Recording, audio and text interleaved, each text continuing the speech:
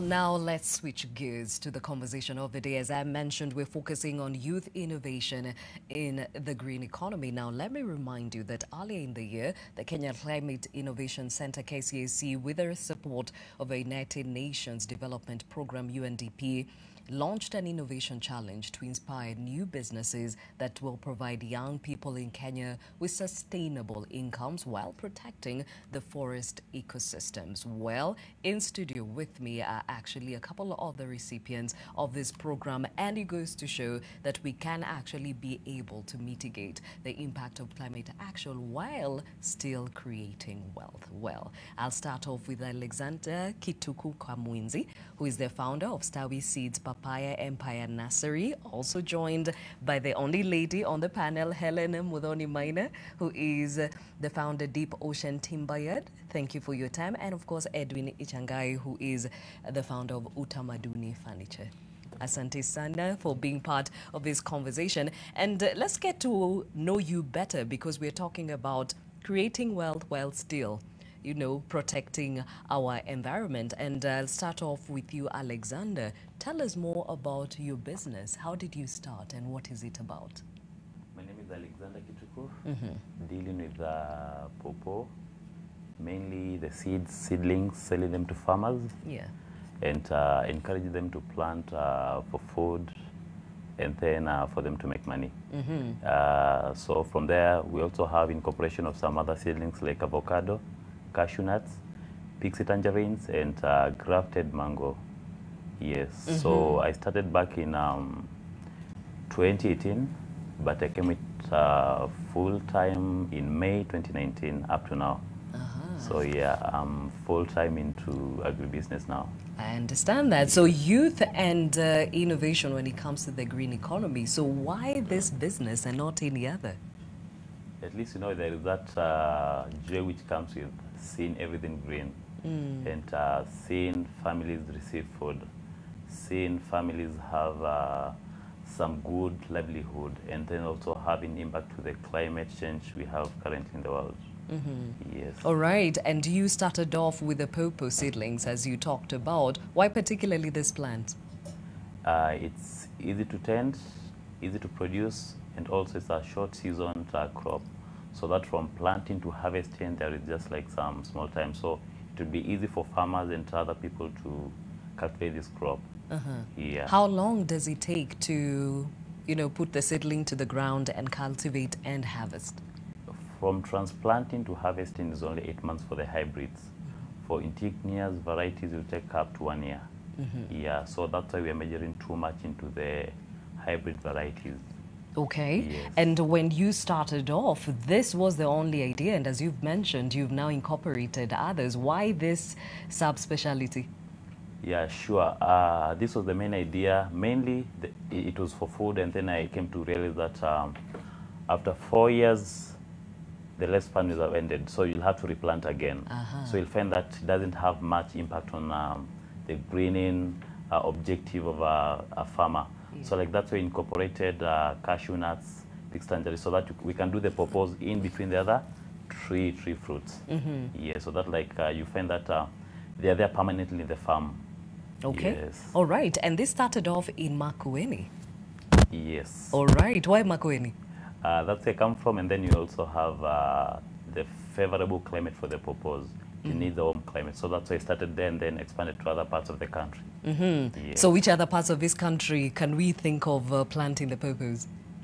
You can think of Kitui, you can think of Machakos, you can think of the entire coastal region, you can think of Siaya, you can think of Kisumu, you can think of Bungoma, Kakamega, Busia. And we also have Marsabit, we have Boaja, we have Garissa, we have Tana River. Oh. Provided you have water for irrigation. Okay. Yes. So it doesn't matter where you're at as long as you have water to irrigate. Yeah, you need to be in a warm place, not a cold region. Ah, interesting. Yeah. The hotter the place, the better you are to practice pawpaw farming. Pawpaw farming. But remember to have water for irrigation. Okay. Yes. That's a good tip for those who are wondering why this business and how they can be part of it. And even as we also get to understand more about you, let's hear from the lady in the room. And Helen, you join us all the way from Laikipia County. Oh, yeah. Yeah, and you are in you're the founder, Deep Ocean Timberland. Yeah. Why this job? Deep Ocean Timberland started last year, amid 2019 at the COVID-19 pandemic. 2020. Yes. Yep. So we are a group of young people who've come together, jobless, and what do we do? So we started giving out tree seedlings to farmers free of charge. And then after a few months into the giving, we saw an opportunity. So you were giving them for free. Where were you getting them from? We had tree nurseries back in home, Marmanit. I have a tree farm. Yeah, but tree seedlings farm. Okay. Yeah. So we thought with the increasing number of jobless youths and stuff, I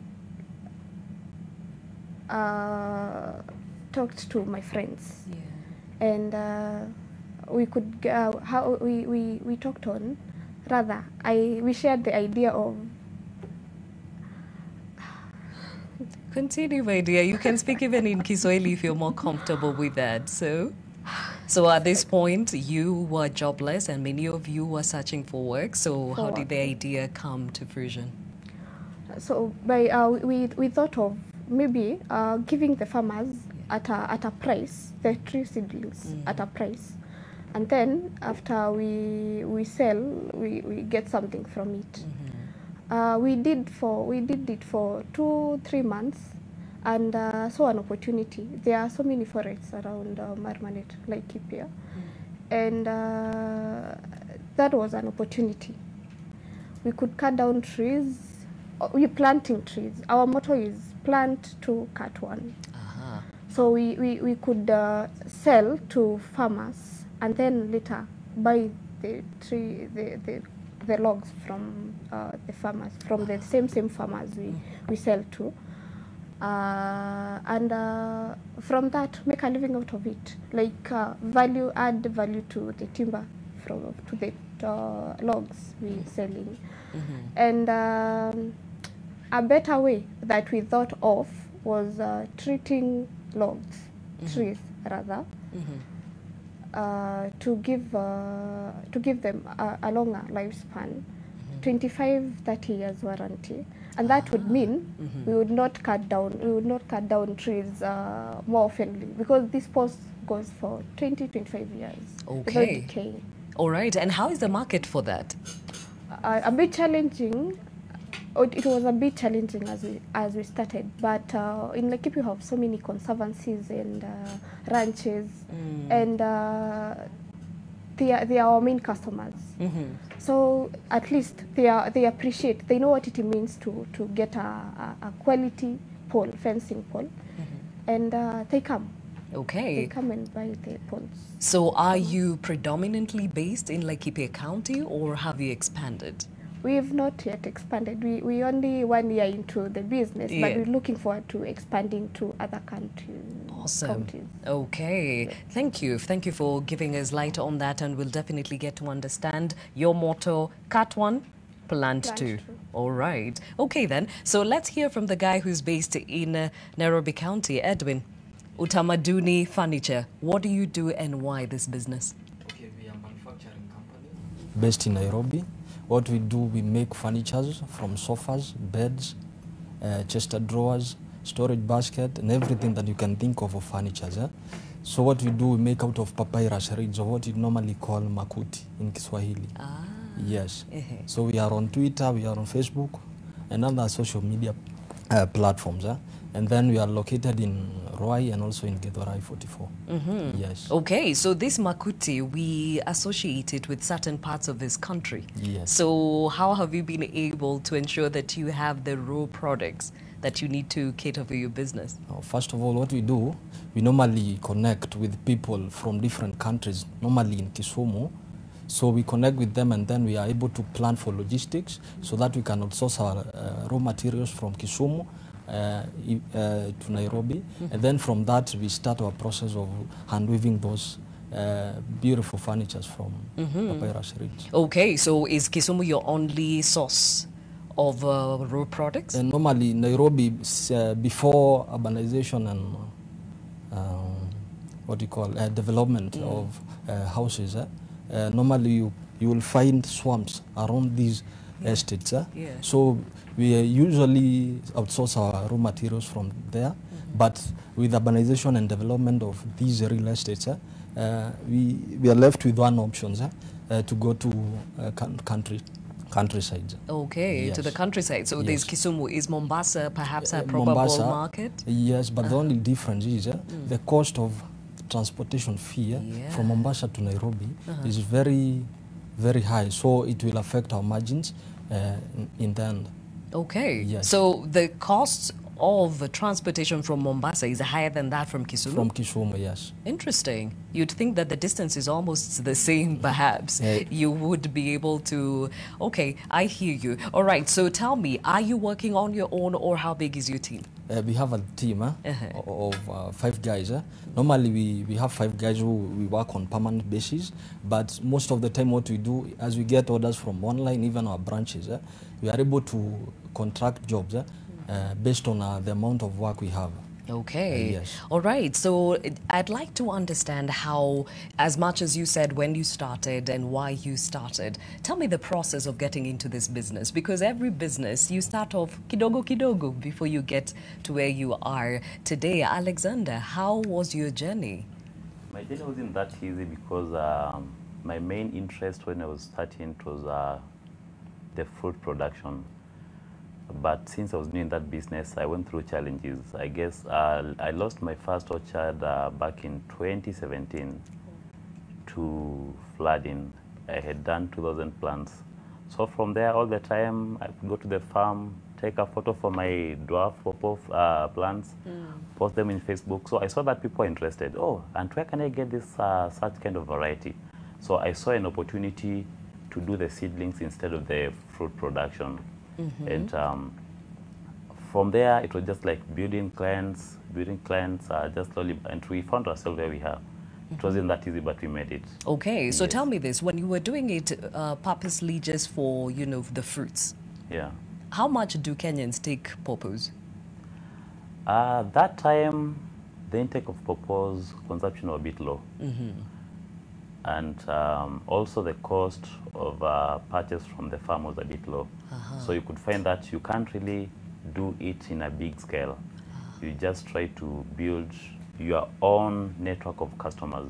So that, like, if you're producing 100 kg this month, you're able to produce like 200 kgs. The way you are getting more customers, that's how you're scaling up. Yes. Okay, but when you compare that now to the seedlings business, how Yeah. does that look like? Both of them are lucrative, but now my main interest is in see these plants grow and also help farmers through the experience I've gotten through those years. Yeah.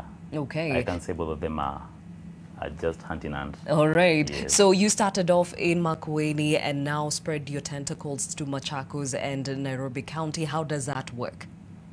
The main production unit is in Makueni because we have a big portion of land. We have good soil. We also have water available. So we do the production from Makueni, then transport the seedlings to Machakos and Nairobi County. Yes. All right. And who are you working with in these areas? Do you have some sort of strategic partnerships? I'm not in a partnership, but I have a team I'm leading to help me in the business. I have 4 guys in Makueni. I have 1 in Machakos. I have 1 in Nairobi. I have a market and have someone who helps me in the accounting systems. Yes. Are you in these places strategically because you've seen there's a bigger market there, or why these places? Yeah, sure. It's just strategic because like Nairobi is like the central point to all those counties which practice pawpaw farming. We want to send a seedling to Siaya, to Kisumu, to Mombasa, to Kwale, to Marsabit, to Garissa. Everywhere you have means of transport in Nairobi. So that's the key thing. And then we also have some other farmers who are not able to come to Nairobi, so we serve them from Machakos. Yeah. Okay, and the uptake with the farmers, how has it been since you started? It's not bad. We're appreciating. We have people planting trees. Okay. Yes. And what have you seen when you are working with these farmers? Because you're saying you're also enabling them take up the practice of planting purpose. What is normally missing in terms of some would want to, but they did not know about the plant? Like currently, most of the farmers are scared of the market. They have the good climate. Actually, they have a sample of pawpaw in their farm, so they're sure that pawpaws can do well in their farm. But the first question is, where's the market? So as Papaya Empire, what we do? We tell them, just plant it, and once you have it ready, we are just a call away. And then we have a list of pawpaw buyers. Now, like, we just paste the numbers to that farmer so that now they have ready market for their produce. Okay. Yes. We'll talk more about that because it goes a long way when you get into a business knowing that at least what you're planting will have a market, right? Sure. Okay. Yes. Helen, when it comes to what you do, treating the timber, getting these posts and selling them to the market, what have you seen is the biggest challenge in running the business? Well, for every startup, I believe one challenge is the cost of treating timber. It is quite expensive to put up a treatment plant, a treatment unit, that is transport, or rather, when you have it in place, it's quite expensive. But then for us, we've, and that is why for us, we have partnered with a company in Gilgil. We cut down trees, and then they come for them because they have means of transport. They go treat and then bring to us as poles. Okay. So the cost of treating timber is quite expensive. Okay, so it makes more business sense for you to partner with this company in Gilgil. Yes. They go do it there and then return it to you. Yes. It still makes more economic sense. Yep. For now, it's what we can only do. Yeah. But in future, we're hoping to, start with a workshop where young people can come in. We do more value addition on timber. We don't rely on fencing poles only. Yep. We deal with furniture.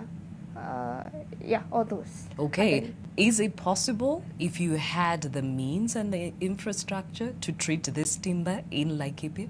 Very possible. What would it take? The financial aspect, of course. Yes. Yep, and I think that's the only thing for now. Yeah, it's the only thing. Do you have the skill set to take care of such business? Yes. Yes. Okay, all right. So let me hear from the papyrus businessman, Edwin. When you get this stuff to the city, you said one thing is the transportation cost hits you hard, but then again, you're making this beautiful furniture. First of all, is there a market? It's a lot of market. We have been able to supply in Mombasa, able to supply in Homa Bay, and all over the country. Because normally there is a huge uptake in social media. Normally you find in Gigi, in Facebook and Instagram, people are asking and inquiring about these furnitures. For instance, on Facebook we have 10,000 followers, more than 10,000 followers. That means our uptake is very high. Okay. Yes. And when you're getting your customers, as you say, they come from far and wide. Yes. What have you found is the attractive factor about the papyrus furniture? Normally what I can say, they want to bring nature in their own rooms, to bring the wonder and excitement in their own room. So, for instance, normally what you find normally in our living room, Yes. you'll find plastics, wood, and maybe bamboo sometimes. Glass. Glass. Yes. But there is something missing, the natural feel of it. So normally people like unique stuff and also the nature feel of the furniture. Yes. Yes. Okay, and what has been the other challenges you've had to face to bring this to reality? Normally, importation of synthetic furnitures, what we call the rattan furniture from China. Normally, our business from 2018 was relatively good, but since the start of importation of the rattan furniture, the synthetic furniture, Yes. So our orders from hotels, even schools and other offices, there was a downward trend because of those synthetic furnitures from China. Yes. And that's because perhaps they are cheaper? Not really. What I can say, they had some a good. They are trying to resemble the natural thing, but not the exactly thing. And the best part of it, they are not susceptible to environment. So people, for instance, of those furnitures, people are able to outsource those rattan furnitures from China. Okay. Yes. So perhaps now with the challenge of ensuring that it's able to outlast the impact of natural, of nature, what have you done, or what are you looking in to ensure that this thing stays longer? And normally what you would like to do is to incorporate bamboo, because bamboo has been going in an upward trend. So what we have seen, we can incorporate bamboo plus papyrus reeds, and also we can try to emphasize that our key major impact on this society is we can be able to avoid deforestation. For instance, if you buy a sofa or a set of sheets of papyrus reeds of makuti, you are able to save 2 or 3 trees from buying that furniture. 203 trees. No, not 200. A rough estimate. 2 or 3. 2 or 3. Oh, okay. Yes, all right. Yes. So our major motivation is we want to do something to feel a meaning, to do something to this society, because there are these fluctuations in our climate. For instance, in September, we had prolonged drought. So we are trying to bring this change, even though it's in a smaller way. Yes, so that's what we would like to do. Okay, and people to be part in this journey. All right, so doing business while mitigating the impact of climate change, but still at least taking something home, Yes. All right. Now, tell me this, Helen, when you're doing this, your main goal, because of course your objective is already, or your motto is cut 1, plant 2. What is your main goal? Our main goal is to, going with our motto, plant 2, cut 1. Conserve the environment first. Like Ethiopia's forest cover is right now is standing at 6.2%. Before it was 10, 13%. We want to take it back there. Plant more trees because it has potential to grow, and there is potential. But at the same time, make a living from the trees. Yeah. Okay, and we talk about making a living. I know you all have employed others to help you along with the same. We'll talk about that in a moment. Alexander, before I take a break, you come from Makueni. There's somebody who's saying, kwani Makueni na maji nyingi hivi? And we know, Cumberland is said to be dry land. What motivated you to see beyond the surface and understand the potential this region has? As I was growing, we used to have farmers doing some few purpose, and then being interested in agribusiness was like, this is a crop I want to go to. And from there, we had a well sunk in our family land, so that's where it started. Yes. Yeah. And why make it a business? I'm sure perhaps somebody is wondering why not any other. It's all about passion. It's all about passion, because like I love seeing them grow. I love helping farmers. So like it's all the way from my self-satisfaction to satisfaction to the farmer. Yes. Okay. All right. So we're about to take a short break, and when we come back, I'd like to understand from each of you how you've been able to amalgamate the resources that you need to ensure that you keep going with the businesses, and of course some of the strategic partnerships, as Alexander was talking about, that have helped you stay afloat. We'll take a short break at this point.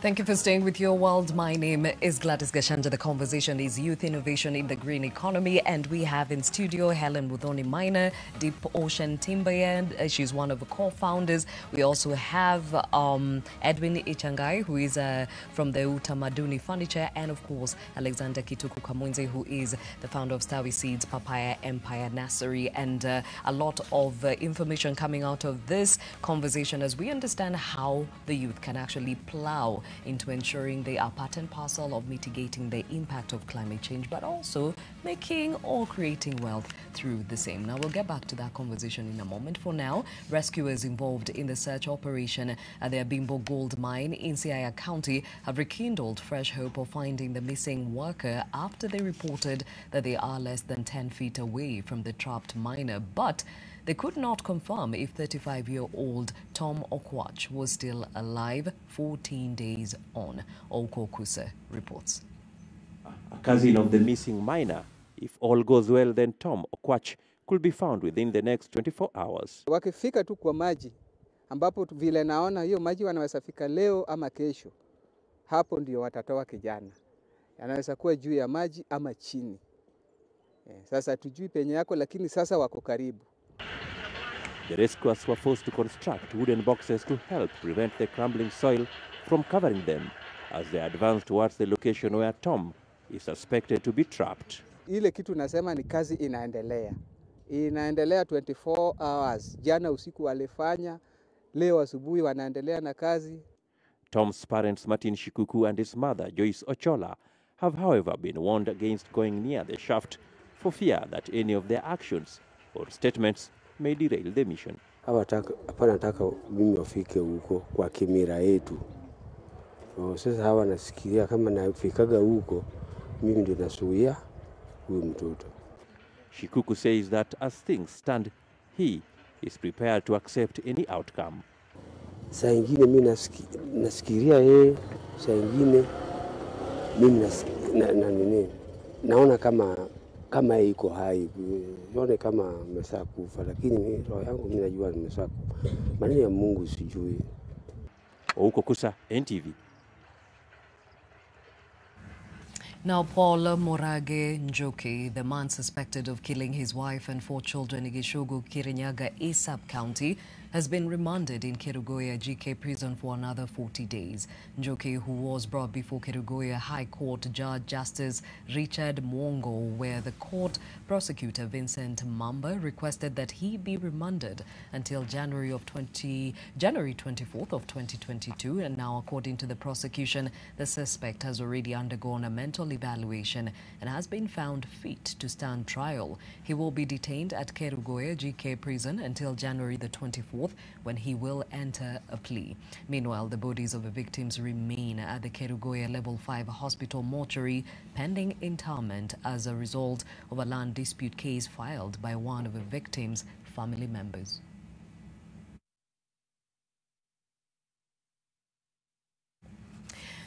And still following up on the impact of the new variant, Omicron, the Africa CDC has issued a warning that the Omicron variant is spreading faster than other variants. According to experts at a joint news briefing with the African Union, the variant is spreading 25% faster than the already dominant strain Delta variant. Studies are still being conducted to gain a better understanding of the variant, which has been recorded in 60 countries worldwide, including 13 in Africa. Eunice Omolo with more.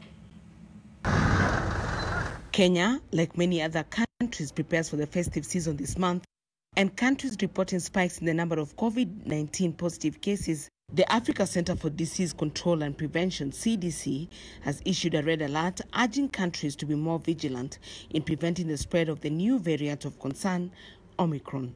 We are in an upward trend towards the 4th wave, which is arriving at a very dangerous time for the continent because the festivity seasons will kick in soon.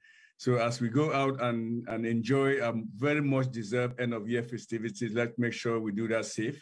And let's make sure that we spread facts, not fear. Let's not be afraid of the Omicron. Let's spread the facts. The facts are that if you wear your mask, you social distance, avoid large crowds there, we will be fine. The concern stems from preliminary research conducted by a South African-based institute showed that the variant spread faster than other variants recorded globally. Variants have changed the game. They have changed our ability to end COVID-19. We have to rethink how we're going to achieve that. And essentially what we are anticipating, that we will see more variants, and the variants will have increased transmissibility. That's what's going to enable them. Well, it's a virus that we now, with almost 2 weeks of data, we can say quite confidently that it is spreading at a rapid rate. At this time, its doubling time is about 25% faster than what we saw with the Delta variant. The World Health Organization's Director General Tedros has issued a warning, adding that the tendency to dismiss it as mild is troubling. 77 countries have now reported cases of Omicron, and the reality is that Omicron is probably in most countries, even if it hasn't been detected yet. Omicron is spreading at a rate we have not seen with any previous variant. So far, there are 5 distinct variants in circulation in Africa: Delta, Alpha, Beta, Gamma, and Omicron. In countries such as South Africa, the Omicron variant has replaced the Delta variant. The Africa CDC has emphasized the importance of more nations implementing stricter preventive measures and urged Africans to be vaccinated against COVID-19. The people who are least vaccinated are the people who have least access to healthcare anyway in your country. If I look at my country, Nairobi, which is the capital city, has a vaccine penetration of 40%.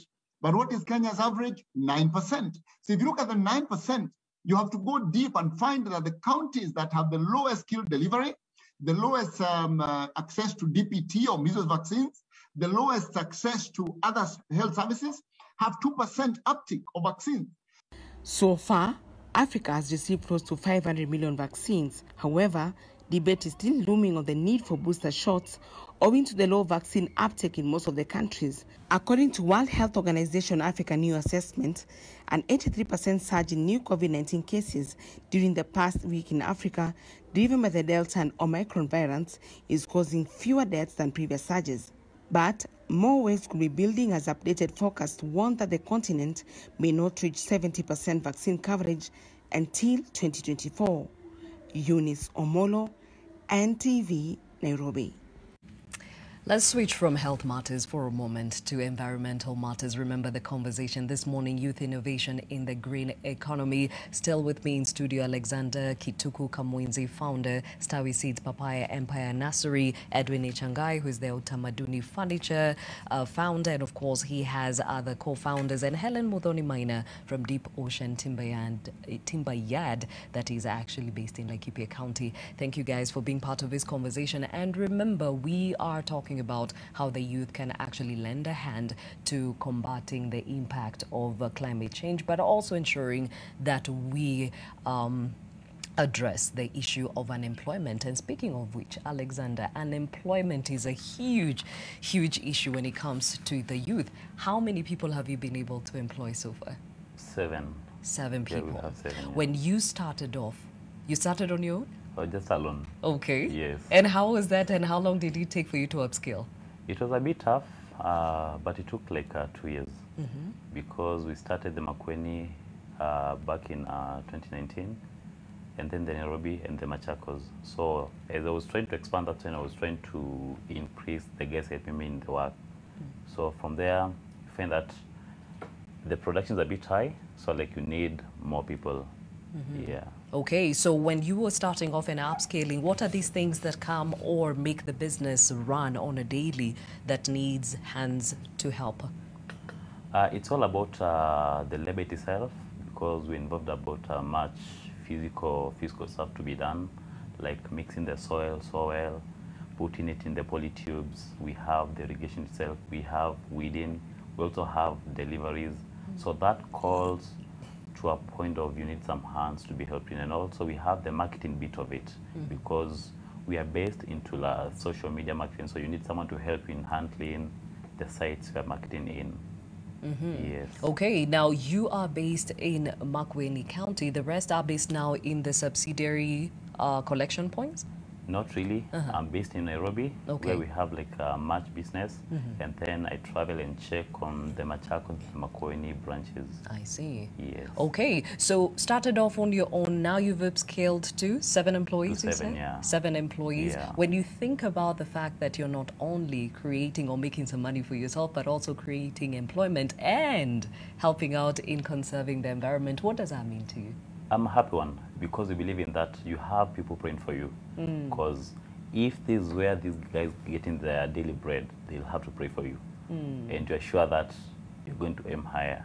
Okay, Yes. that's a good way of looking at it. Somebody is praying for you. But then again, when you got into this business, did you ever think you'd be someone's employer? Not at all. But the vision was there, of which the thought was that seems like to be impossible. But we have possibilities. Did you ever think it would grow to what it is today? No, I could not imagine. I could not imagine. But God is good. We are here. And we'll still employ more. That's what I believe in. All right. Yes. Okay. Great attitude there. So, Helen, how many of you work at the Deep Ocean Timber Yard? I've employed 5. Yeah, 3 guys and 2 ladies. Yeah. So how does it work? How does a day look like at the timber yard to enable these workers?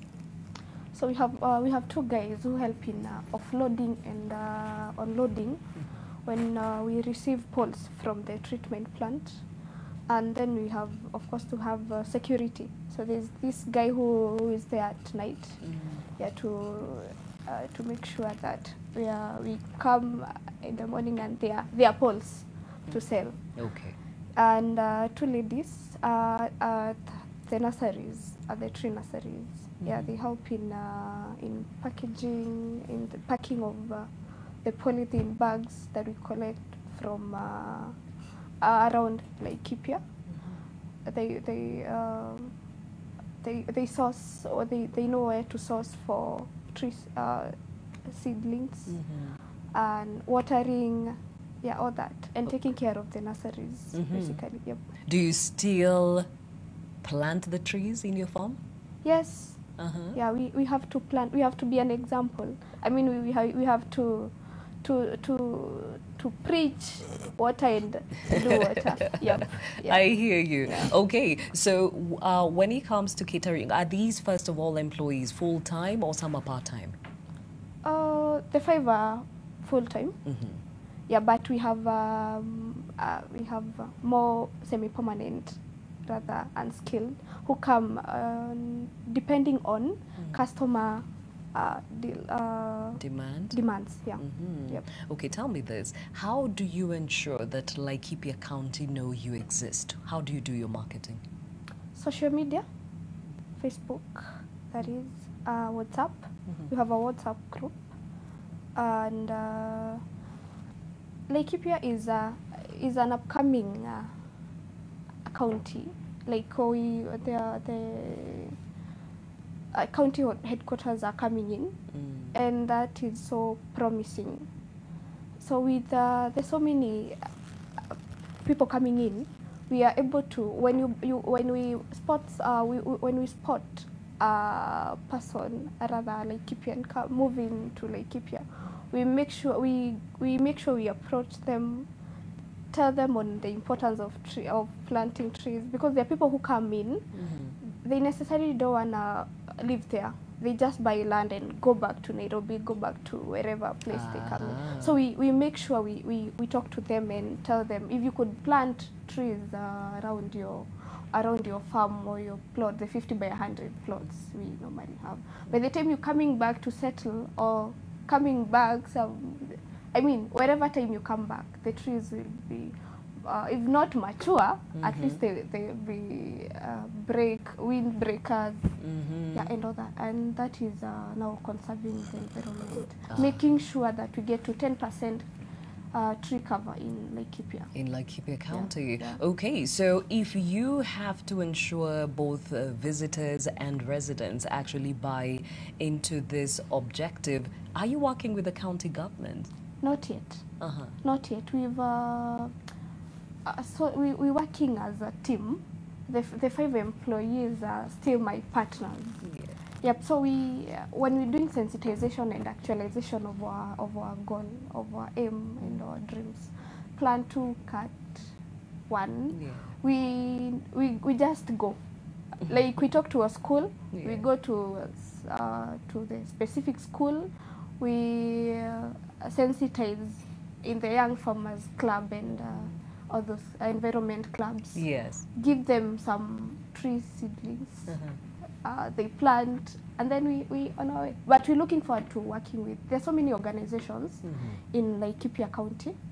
KFS, the K-Free is there, and the county government, of course. Okay. We're looking forward to working with them, so that I mean, when we're working as in partnership, that means our results are gonna be bigger. Yep. Okay, so Edwin, you're also an employer. How many? 5 who are permanent, but normally our job are indirectly. For instance, if I can get you to a process of making a sheet, first of all, you have to outsource the materials from the farmers in Kisumu. Second, we have to use lorries. So we have transportation jobs. And also when it comes to Nairobi, you have to pay boda boda or pickup guys to bring the materials from Nairobi to our workshops. And then after workshop, we have a welding shop where we weld these metallic bars into metallic frames, nice metallic frames for our sofas. And then after that, we go to weaving. That's where we have our fundis. Yeah. We weave those papyrus reeds together into these amazing, beautiful furnitures that we have. And then lastly, we dispatch those sheets to clients to their various locations. So we normally use Bolt, we use Handy, we use different other platforms. So what I can normally say is that we employ indirectly mostly, but also we have our in-house employees, 5 of them, and also we have a social media influencer, who is a lady who does management of our social media platforms. Okay, Yes. and how is the uptake? You said people are very excited to see this new way of living and all that, and somebody asked me to ask you actually, do you treat this papyrus furniture? Yes, we do. Normally we do, Yeah. because people are afraid of these wadudus. So normally you have to make sure we give a high quality product to our clients so that it can be long lasting and so that we can get referrals from those clients.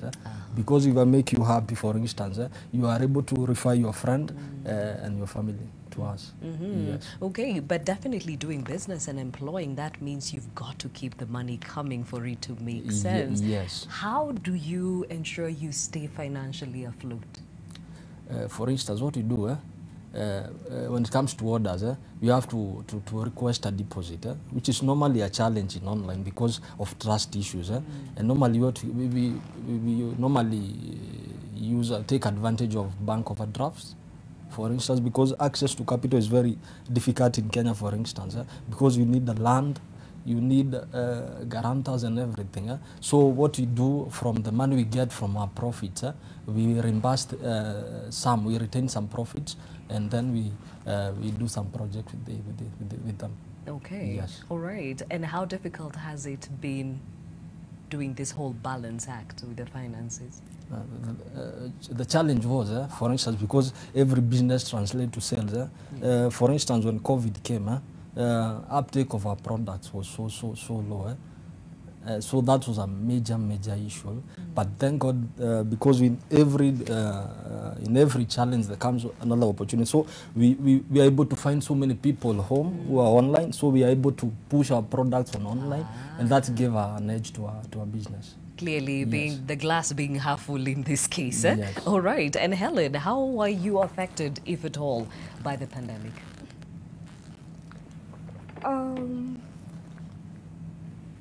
Okay, clear your throat, and we'll get Alexander asking that. Why you, or did you feel the impact of the pandemic? Funny enough, the business got better. Oh, yeah. Tell us more. Yeah, people planted trees because I believe they had free time, working from home. Others probably losing their jobs. They feel like, oh, I need to get into agriculture. So I remember Feb in 2020, That's the time I recorded my highest sales.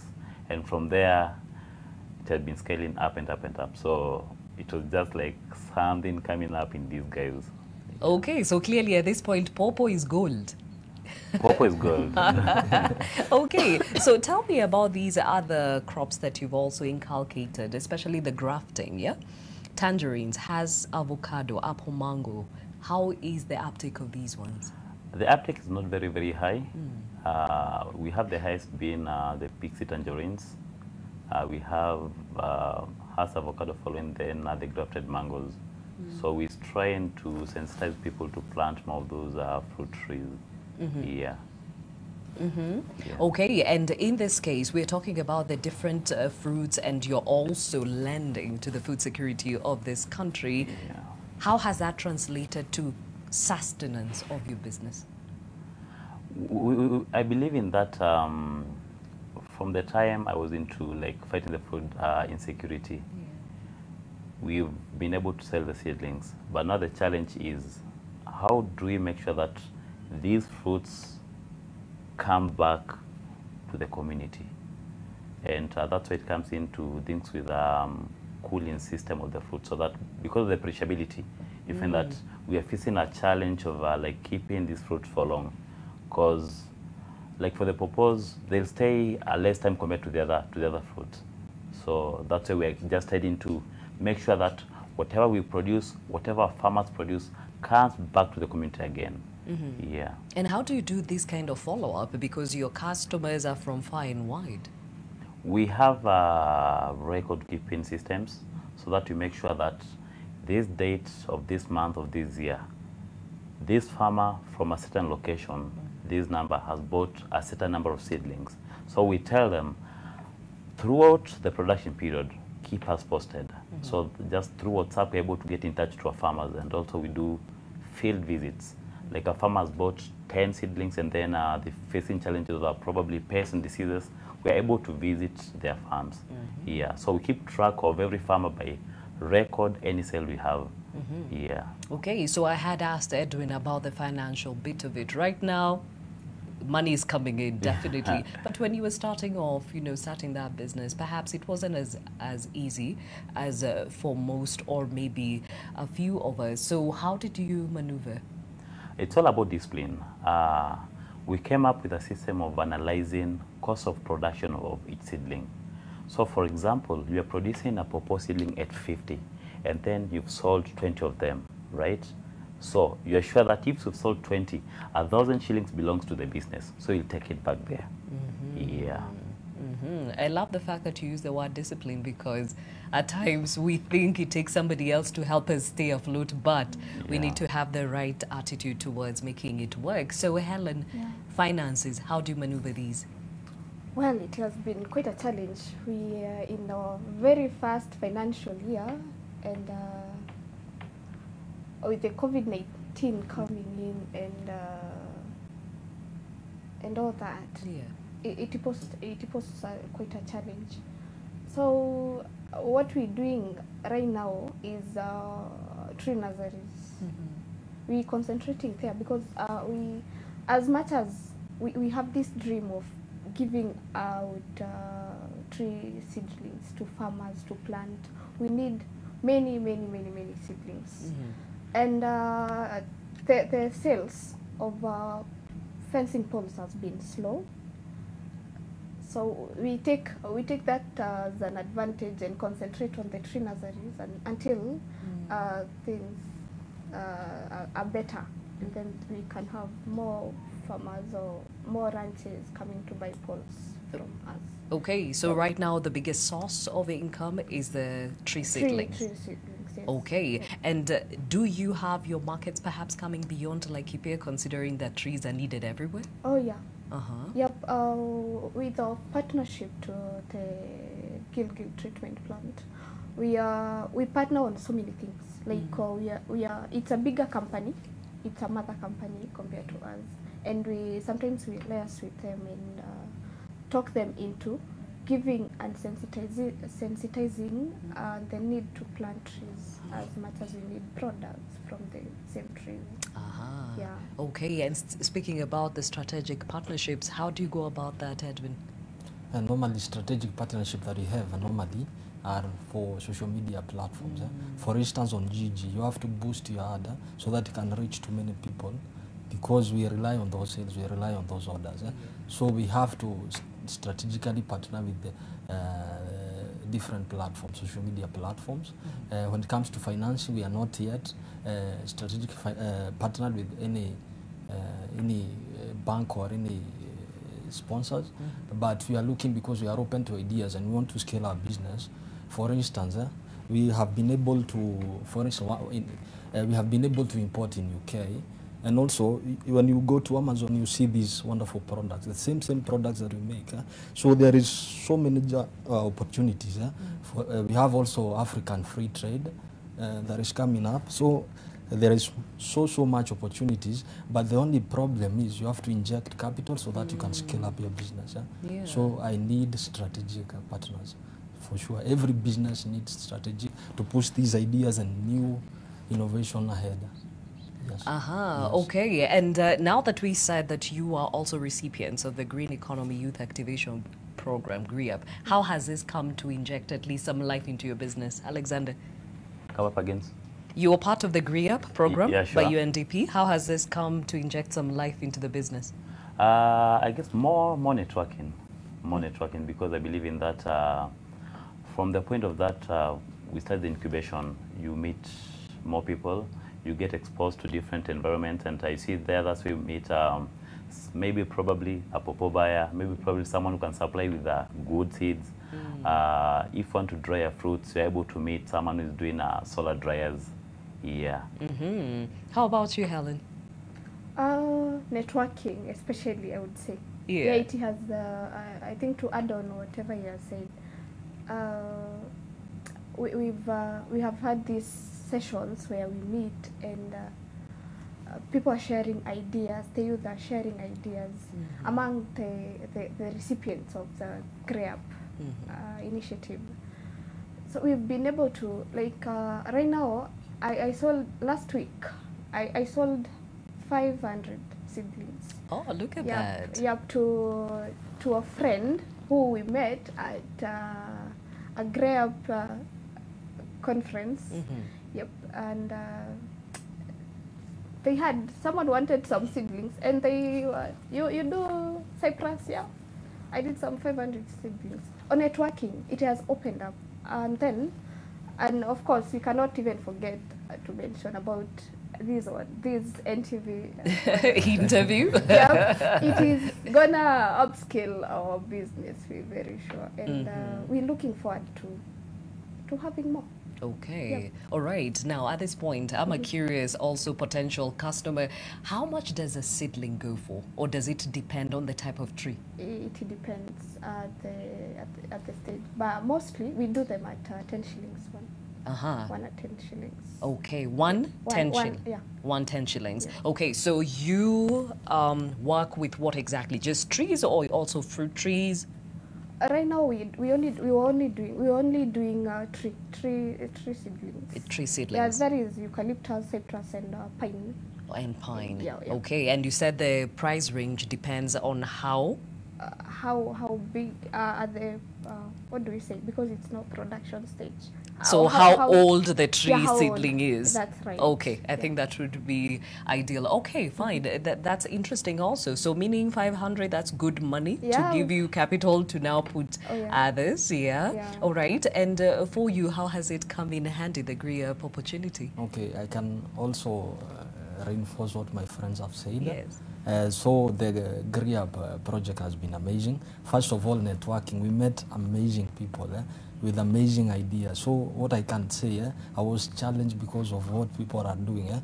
And even the networks that we created, I was wondering how could I have gotten that opportunity to meet the people that I met at that congregations. Okay. Yes. Now I have a guy who's a Coastarian and he's asking, hey, before now you got where you are today, you just had a dream. Yes. And as you said, capital was difficult to come by. How did you start? How did you get that initial capital?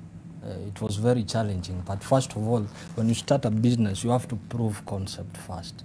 You have to prove to the people that you're gonna commit to the idea. So what I did, we pull up resources as a more from our savings, and then we work with what we have. We make very risky bets, but normally, with grace of God, we were able to pull through. And people are starting to come out one by one. So if you get an order, if you get a business, we're able to put all the money from our savings, from our profit, and then reimburse it to our business. So we started to grow from there onward, yes. All right. Yes. Now, it has been said the biggest impediment to the youth actually joining the green economy is the finances and the support that comes with sustaining these businesses. From where you see it, what more needs to be done to ensure that we have more youth gravitating towards green jobs? First of all, awareness. They believe in education, because when you educate people, they start to believing in themselves, first of all. The second thing, they become knowledgeable. For instance, I didn't know the importance of keeping the books of accounts. I didn't know the importance of a business plan. And that I've been able to learn all this through education from YouTube, from other people. So through education and awareness, very important. Another thing is such platform like this. When you get such platform like this, you're able to reach to reach different people, and also you're able to network with people, and also you're able to pull up ideas, because this is a discussion. We are starting from a certain criteria, so we are able to put ideas, and we discuss, we have wonderful conversation like this, so that we can be able to move step by step. So that's my take on this. Okay, yes. All right. Helen? Would you please come up? Okay. Come again. The question was, the youth are normally deterred from green jobs because they don't know how to start or even how to sustain the jobs. What more needs to be done? And showing up. Yep, as simple as the statement might seem, we're not showing up to these opportunities. Will not find us there at home sleeping. We have to show up, do something that you plant trees, do your own tree nursery. You don't look at the money factor. First, someone will find you in a tree nursery, and then something big will come out of it. Yep. So I believe in whatever you put your mind to. Yep. And then everything else follows. Okay, Yeah. but you said the financial bit is also difficult. What would be ideal? I think maybe the government has a role to play when it comes to youth entrepreneurs, because most of us are still paying our student loans, help and all that, and at the same time we have to make a living from, because jobs have been a challenge. You cannot promise someone who's a student at a university that immediately they are done with their college or university, they are gonna get a job. So it's maybe the government should do something on the waiving and loans and stuff, and the financial institutions, of course, supporting the youth. Yep. Okay, Alexander. Well, first of all, I believe in that a youth should dream big, right? But start small. Once you start small, have prayer, patience, and persistence. And don't forget about integrity. If you promise a farm you're going to give them plant X, give them plant X, not Y, right? And then from there, whatever you get, save it, okay? You have the idea, materialize all this idea. Then from there, once you save, make the business legit. Register with the proper authorities. Like for us in fruit trees, register with HCD, go to KEFIS, be certified. Now from there, register as a business. So if you have gone through all this channel and you have some small cash, because like for example, if I need 1,000 to boost my business, I won't go and borrow 1,000. I'll tell them that I have 300, so give me 700. Now from there, now you're able to approach financial institutions. But Yeah. Start small, grow slowly, have your small cash, then the rest will just come all your way. Yes. But to be honest, most youth would say, I would love to get into this, but I need support. As in, I'm coming from a very small place. Fine, I could have the 300, but you want to sustain the business. Perhaps should there be something that is put in place, systems, infrastructure that can help the youth in building on this? Yeah, sure. I believe for startups, the government can help. And we also have some other foundations which are there to help the youth and just do something. But first of all, be started. Yeah. Don't be in step 1. Be in step 3 so that you can be taken to step 5. So initiative needs to be there from yourself. Okay. All right. Now, we're taking a short break here on Your World. When we return, there is a question that has been posed, and I think this is very critical. Did any of you get any training when you started your businesses? We'll answer that question after the short break. Stay with us.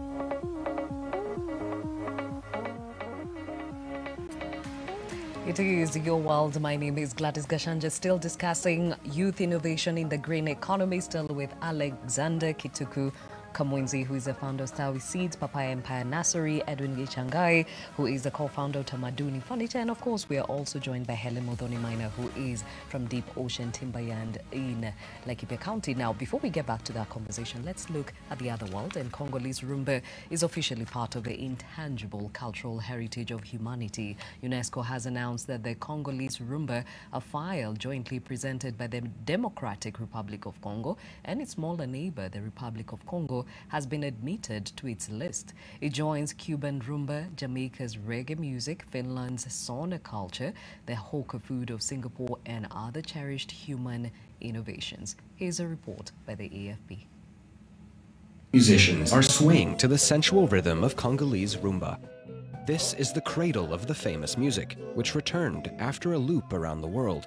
Crooners sing in the local Lingala language about life, love, and politics.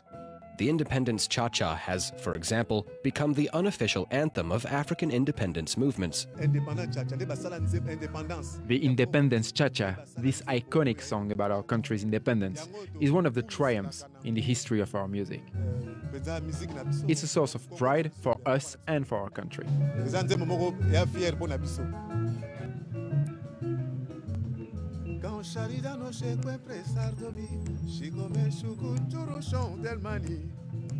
The National Institute of Arts in Kinshasa has fought to have Congolese rumba inscribed on UNESCO's list of intangible cultural heritage of humanity. Congo succeeded in having 5 national parks registered in the 1970s as natural heritage sites. But again, natural heritage. In terms of cultural heritage, nothing at all. And it is for this reason that we are pushing to get the rumba on the list. The slave trade brought the music from Africa to the Americas. From there, instruments and styles evolved to jazz in North America and rumba in South America. Les esclaves dans les bateaux. The slaves on the ship played music, jazz and rumba. It's a symbiosis that our musicians here were able to tap into as well. The music eventually returned to its birthplace. Travelers brought back records from overseas, and it became the rage in Kinshasa and Brazzaville in the 1940s. It is a passion shared by all Congolese today, whether from a secular or religious point of view. And it has become holistic. It touches on all areas of life. It is this passion that unites both the Congos, whose capitals face each other across the river that shares their name. It wasn't always promoted effectively, but live bands keep up the tradition every Friday and Saturday. Congolese rumba lives on.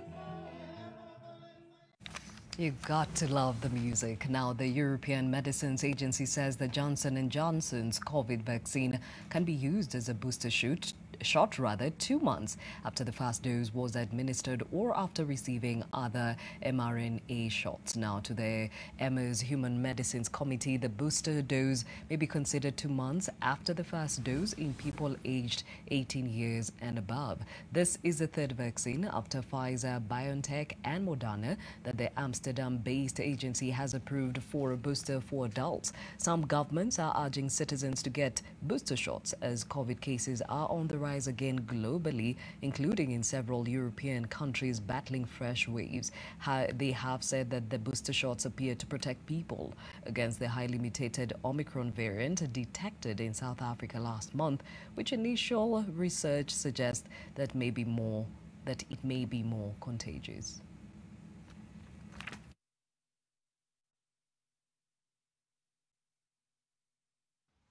So back to that conversation of youth innovation in the green economy. When we went to break, I posed a question to all of you. Here you are talking about businesses that are thriving today, but the question is capacity building. Were you ever prepared enough to get into this business? Alexander, did you have any background education on this? Not at all. To give a short story is that I planted my first purpose in 09. And the first challenge was that 70% were male. Male don't bear fruits. I planted 700, so 70 I remember they were female. So my journey started to look in a way that I can get seeds which can give like 99% female. Now, in 2016, I did another 1,000.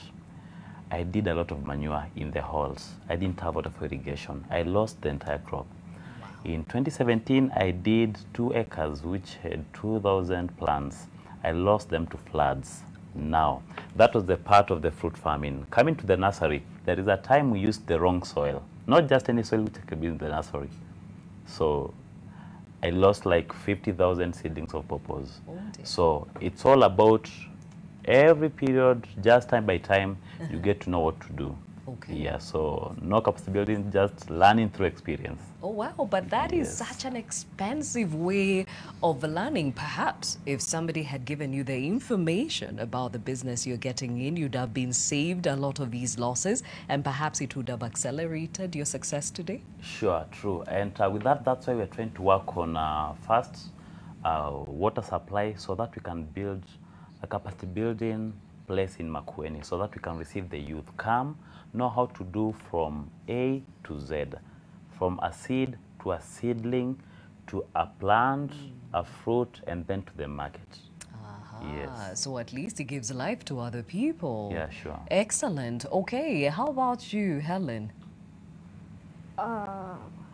No background, knowledge or experience on timberyard management, from tree nurseries to sales and all that. We started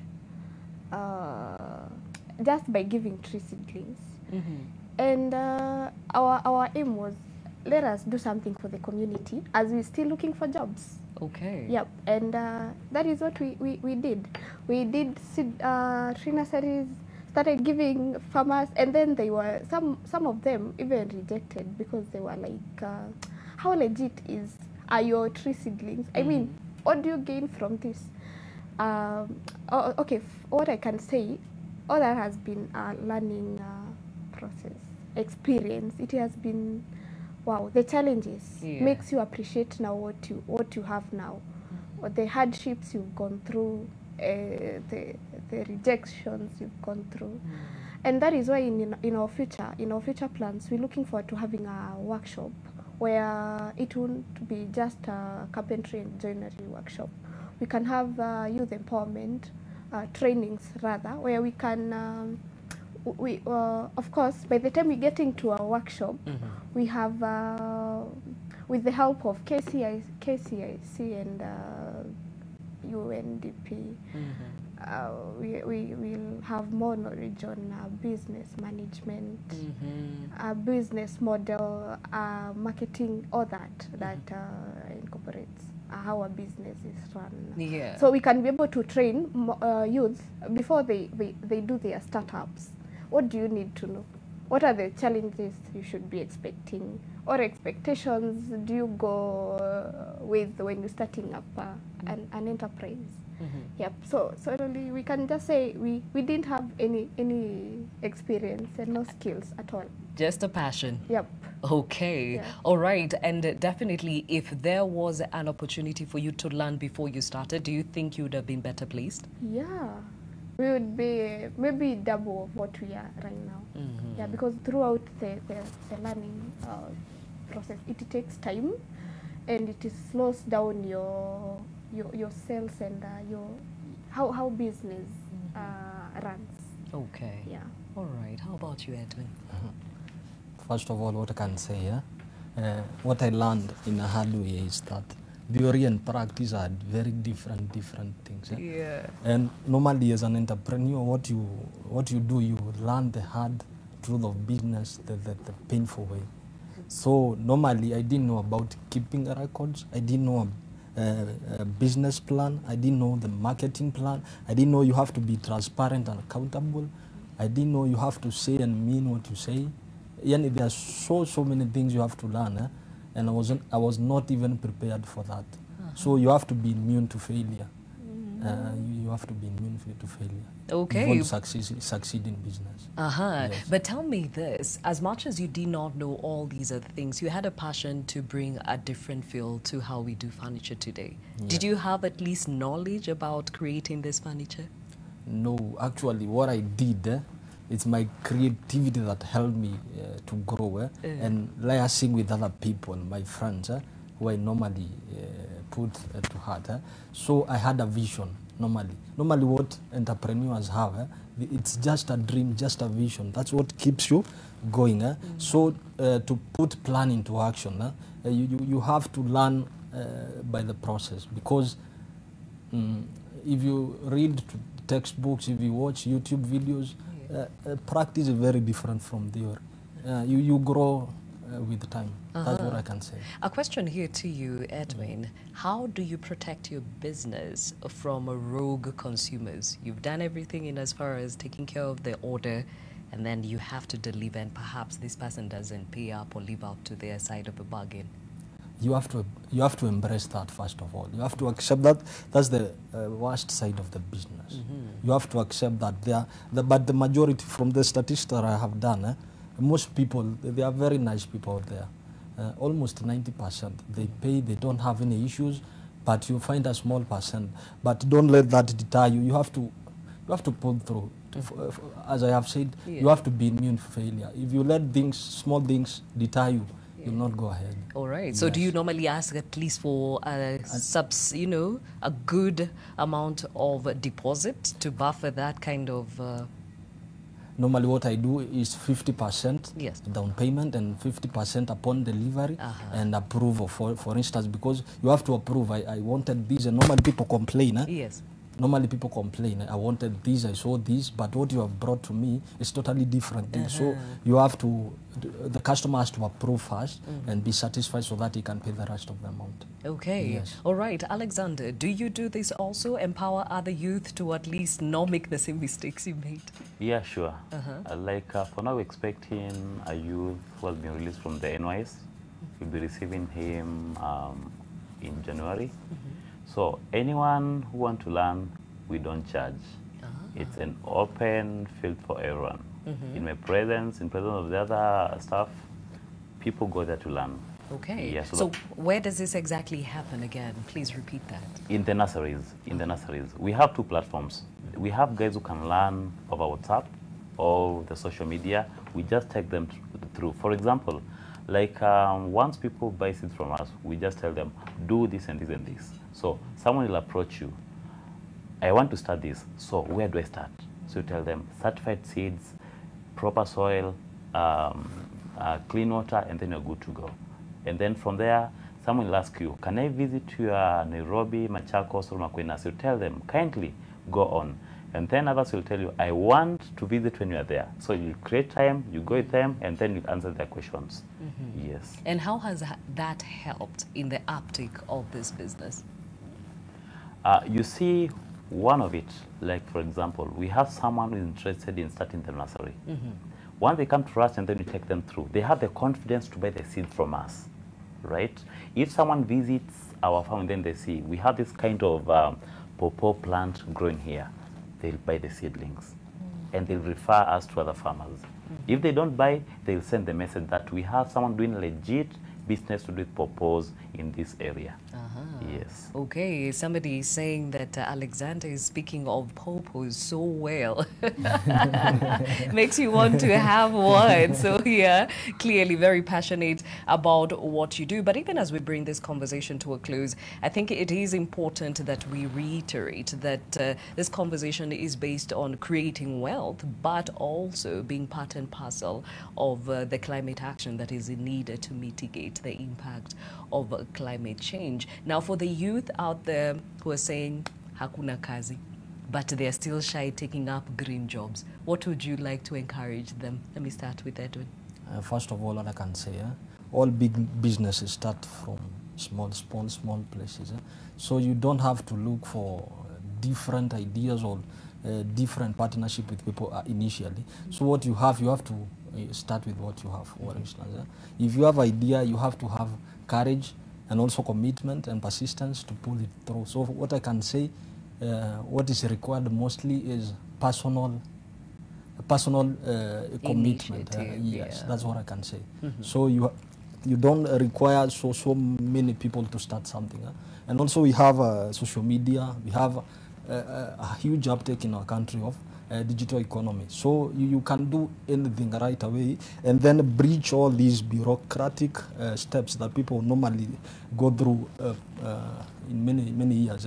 So you can just start something, a business, you post, you start a Facebook page, you can start an Instagram, you can also take a video and post on YouTube. Then there are so many opportunities out there. And then after that, you get to link with other people and then you can push your business to the next step. Okay. Yes. And of course, green jobs, kuna wale wanasema hii kazi ni chafu sana bana. I don't think it's something I would like to get into it. You've tasted the fruits of this green economy. What say you? What I can say, for instance, in Machakos there was a push for green economy. Also there was a summit at Glasgow. I don't know. Yes, the COP26. Yes. So this means that there is something out there and people are willing to embrace the youth who come with these ideas. So the world is so full of opportunities right now, because if you hear something that is trending, that means the potential, the future potential of that is very high. So what I can say, there is money to be made, but you have to be persistent, because every success you have to, it takes long and also it's very painful, but it's very worth it. First of all, knowing that you are putting an impact, you are leaving something, because everything that we are enjoying right now, the fresh air, the green trees out there, they were planted by someone. So it's good to know that our kid somewhere in future, they will enjoy these amazing things that we have done right now. Yes. Well said, well said. Helen, how about you? Show up, like I said before. Show up. And let's use our social media platforms positively. There is so much we could do with them, but surprisingly, whatever we're doing is time consuming. It ends up, the data you buy is so much, you could have done so much with them. Yeah, and it's a pity that most of us who say hakuna kazi and all that, they are always online, if I can say, online. That means there's something you could have done better. If you're not doing something to bring food on the table at the end of the day, I mean, wake up and think what you can do. Start where you are. Knock on these doors. There are so many opportunities. There are so many people ready to partner with you, to fund you, and they're just waiting for you to knock at their doors. Yep, and don't get, like, there's that self-drive that motivates you. I mean, go for it. Go to those organizations, go to government offices.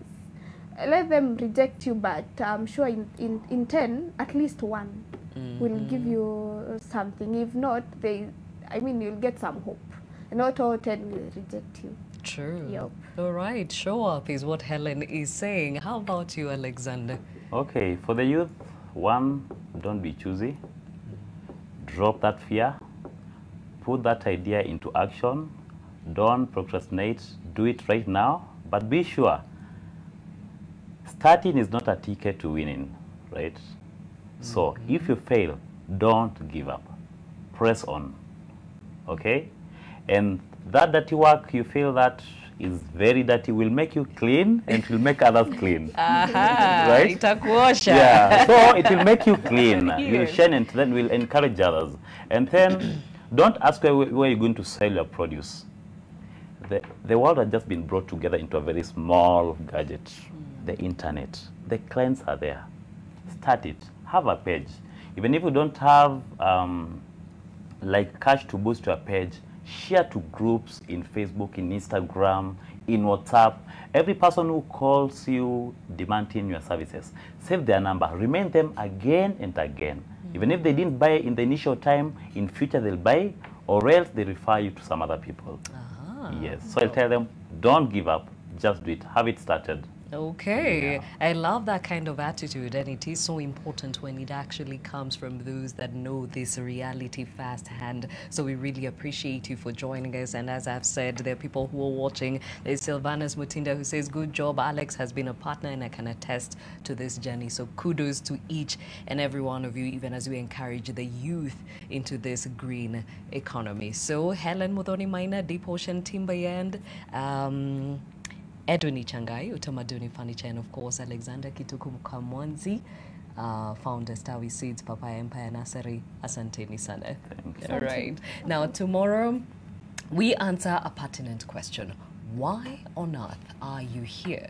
Now, many a times we get caught up in, eking a living. We're so busy and we kind of forget how to go about making an impact or a lasting impact. So tomorrow we shall be focusing on how exactly you can do that, and also ensure that you can think of what more you can do beyond the daily job that you have, and have a candid conversation on how we can look inward and ensure we leave a positive legacy. See you then.